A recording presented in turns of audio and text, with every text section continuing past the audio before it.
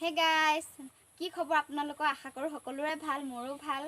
মই আহিছোঁ আজি আপোনালোকৰ ওচৰলৈ এটি কচু ভাজি ৰেচিপি লৈ। ক'লা কচু হয়, জংঘলীয়া কচু। এই গৰমত খালে বহুত ভাল। প্ৰচুৰ পৰিমাণে ইয়াত আইৰণ পোৱা যায়। তেন্তে বলক দেৰি নকৰোঁ, ভিডিঅ'টি আৰম্ভ কৰোঁ।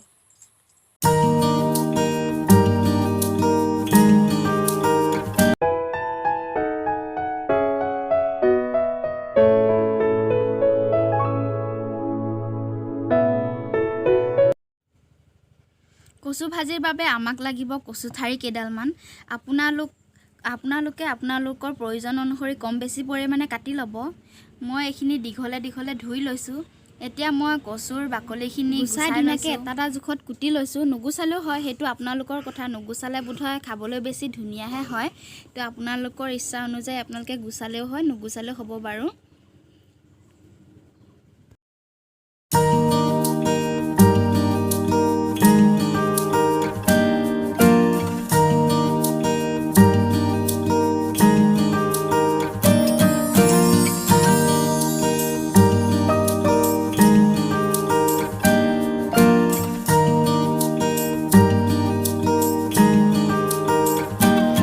কচুখিনি মই ধুনীয়াকৈ গুচাই কাটি ধুনীয়াকৈ হৈ গ'ল। এতিয়া ইয়াত মই ব্যৱহাৰ কৰিম আলু এটা ধুনীয়াকৈ সৰু সৰুকৈ কাটি লৈছোঁ। অলপমান গৰম মছলা লাগিব আৰু কেঁচা জলকীয়া কেইটামান ফালি লৈছোঁ। কেইডোখৰমান নহৰু আৰু কেইটামান জালুক লৈছোঁ। এইখিনিয়ে ব্যৱহাৰ কৰিম, বিশেষ একো ব্যৱহাৰ নকৰোঁ। এতিয়া কেৰাহীটো মই দি দিছোঁ গেছত। কেৰাহীটো যিহেতু আমাৰ পুৰণি কেৰাহী হয়, চৌকাত বনোৱা, সেইটো কাৰণে ক'লা হৈ আছে। আপোনালোকে সেইটো ইগন'ৰ কৰিব আৰু। এতিয়া মই কেৰাহীটো গৰম হোৱাত তেলখিনি দি দিছোঁ। এতিয়া ইয়াত মই যিহেতু ইয়াত শুকান জলকীয়া এটা দিব লাগে, হ'লেও মোৰ নাই যিহেতু দিয়া নাই। নহৰু থেতেলিয়াই থৈ দিয়া নহৰুখিনি ইয়াত মই দি ধুনীয়াকৈ ভাজি ল'ম। অলপ বেছি সিজিব নিদিওঁ, অকণমান ৰঙচুৱা হোৱালৈকে মই ভাজি ল'ম।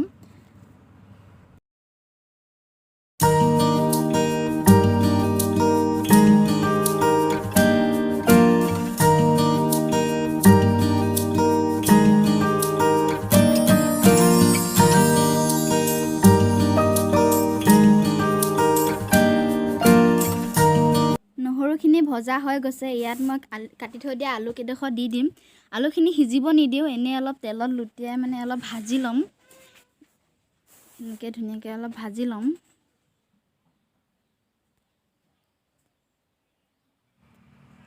আৰু এতিয়া মই তাতে দিম কচুখিনি। মই কচুখিনি দি দিছোঁ। এইখিনি বহুত বেছি যেন দেখিলেও অকণমান লৰাই দিয়াৰ পিছতে নিজে নিজে কমি আহিব। যিহেতু কচুখিনি সিজা নাই, সেইটো কাৰণে সৰৰ নিচিনা দেখিব পাৰে, পিছত নিজে নিজে কমি যাব। ভালদৰে তেলখিনি মিহলাবলৈ কাৰণে লৰাই ল'ব।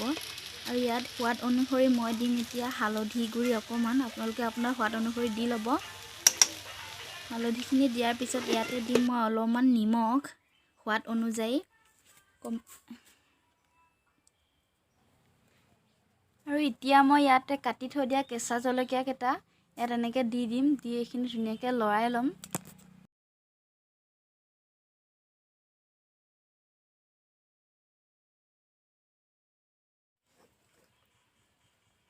পিছত দিলোঁ মই খুন্দি থৈ দিয়া জালুকৰ গুড়িখিনি। এইখিনি মই ধুনীয়াকৈ মিহলাই ঢাকি দিম। এনেকৈ ঢাকন লগাই লগাই কম জুইত ভাজি থাকিব লাগিব, যেতিয়ালৈকে আলু আৰু কচুখিনি সিজি নাযায়। ইয়াত কিন্তু ভুলতো পানী ব্যৱহাৰ নকৰিব। ময়ো পানী নিদিওঁ, কচুৰ পৰা ওলোৱা পানীখিনিয়ে ধুনীয়াকৈ সিজি যাব। আৰু এয়া আলু আৰু কচুখিনি প্ৰায় সিজিয়ে আৰু বেছি সময় নালাগিবই চাগে। আপোনালোকেও যেতিয়ালৈকে কচুখিনি নিসিজে তেতিয়ালৈকে এনেদৰে ঢাকন লগাই লগাই কম জুইত ভাজি থাকিব। আৰু যিসকলে এই কচু খায় এনেদৰে খাই চাবচোন আৰু মোক কমেণ্টত জনাবচোন। আৰু যিসকলে খোৱা নাই এনেদৰে খাই চাবচোন, বহুত ধুনীয়া হয় খাবলৈ। গৰমত এই কচু খালে বহুত উপকাৰী হয়।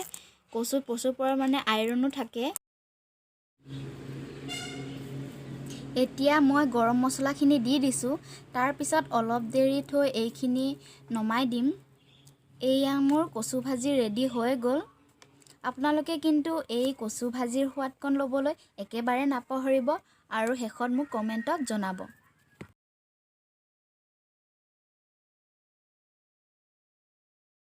সেই বন্ধু বান্ধৱীসকল যদি মোৰ ভিডিঅ'টি চাই ভাল লাগিলে লাইক কৰি দিব আৰু লগতে মোৰ চেনেলটো ছাবস্ক্ৰাইব কৰি দিব বাই বাই